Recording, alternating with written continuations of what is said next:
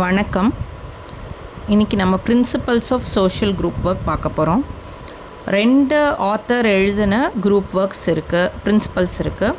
So first இன்றைக்கி பார்க்க போகிறது பி ட்ரெக்கர் எழுதின பிரின்சிபல்ஸ் தான் பார்க்க போகிறோம். ஸோ அவங்க social group work principles and practice அப்படிங்கிற ஒரு சோஷியல் குரூப் ஒர்க்குக்காகவே ஸ்பெசிஃபிக்காக எழுதின புக்கில் இருக்க பிரின்சிபல்ஸ் பார்க்க போகிறோம். The principle of plant group formation.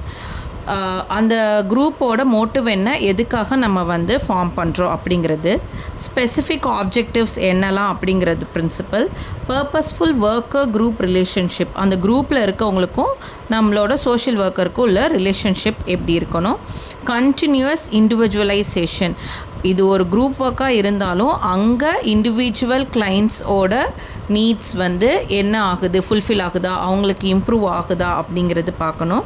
Guided group interaction. So first நம்ம இந்த ஸ்டெப் ஸ்டார்ட் பண்ணலாம், நெக்ஸ்ட்டு இந்த ஸ்டெப்புக்கு மூவ் ஆன் பண்ணலாம் அப்படின்னு சொல்லி ஒரு கைடன்ஸ் அங்கே இருக்கணும். ஏன்னா வேரிட் தாட்ஸ் அண்ட் வேரிட் ஐடியாஸோடு உள்ள பீப்புள் தான் நம்மளுக்கு வந்திருப்பாங்க. டிஃப்ரெண்ட் டைப்ஸ் ஆஃப் இன்புட்ஸ் வரணும்.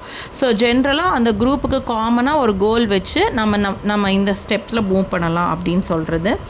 டெமோக்ராட்டிக் குரூப் செல்ஃப் டிட்டர்மினேஷன், அதாவது அந்த குரூப் மெம்பர்ஸ் கிட்டவே ஒரு எப்படி சொல்கிற ஓவர் டிபெண்டன்சி இல்லாமல் அவங்களால அந்த டெசிஷன் மேக்கிங்கில் அவங்களுக்கு கைடு மட்டும்தான் பண்ணணுமே தவிர டெசிஷன்ஸ் நம்ம எடுக்கக்கூடாது. அவங்களுக்கு அந்த டெசிஷன்ஸ் எடுக்கிறதுக்குள்ளே ஃப்ரீடம் இருக்கணும். Flexible functional organisation. ஸோ அந்த குரூப் டைனமிக்ஸில் ஏதாச்சும் ஒரு இடத்துல எங்கேயாச்சும் ஒரு குறை இருக்குது அப்படின்னு சொன்னால் அதை ஈஸியாக நிவர்த்தி பண்ணிக்கிறதுக்கு ஏற்ற மாதிரி இருக்கணும். ப்ராக்ரெசிவ் ப்ரோக்ராம் எக்ஸ்பீரியன்ஸ், கண்டிப்பாக ஒரு குரூப் எக்ஸ்பீரியன்ஸும் நம்ம கிளைண்ட்ஸ் கிட்ட கொடுக்குறப்போ அந்த சோஷியல் ஒர்க்குக்கும் ஒரு லேர்னிங் இருக்கும், குரூப் மெம்பர்ஸ்க்கும் ஒரு லேர்னிங் இருக்கும். அதை நெக்ஸ்ட்டு ஸ்டெப்புக்கு ப்ராக்ரெசிவாக கொண்டு போகணுமே தவிர அதை ரிக்ரெசிவ் ஆக்கக்கூடாது. Next resource utilization. எந்த அளவுக்கு இந்த ரிசோர்ஸ் யூட்டிலைசேஷனுங்கிறது மோஸ்ட்லி எல்லா டைப் மெத்தட்ஸ்லேயும் வரும். நமக்கு எந்த ரிசோர்ஸ் கிடைக்குதோ அதை யூஸ் பண்ணி நம்ம எப்படி முன்னேறணும்னு பார்க்குறது.